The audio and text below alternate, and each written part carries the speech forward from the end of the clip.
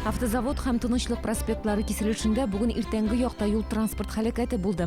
Каршысындагы автомобиль кинәт туктап калу сәбәпле Киария белән идарә итүче ир-ат машинасы белән тиз генә уң як полосага күчеп басарга теләгән.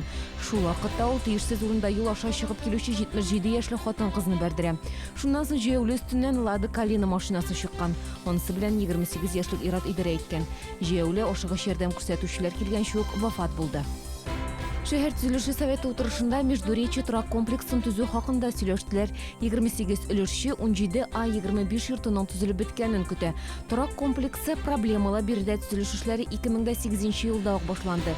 Әмма төрле сәбәпләр аркасында туктатылды. Хәзер җир яңа инвестор Алексей Горшков кулында.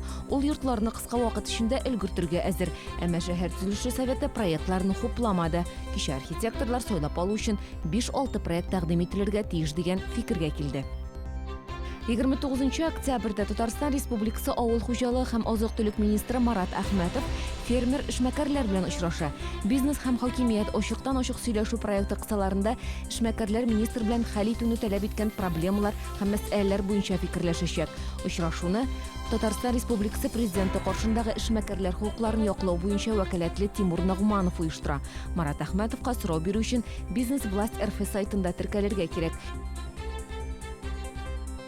Чолы Татар дәүләт драма театрында Халкым чишмәсе төбәк-ара татар яшьләре фестивале үтте. Катнашучылар Алабуга, Тукай, Әлмәт, Менделеевский һәм Түбән Камадан килгәннәр. Фестиваль 6-нчы елын уздырыла.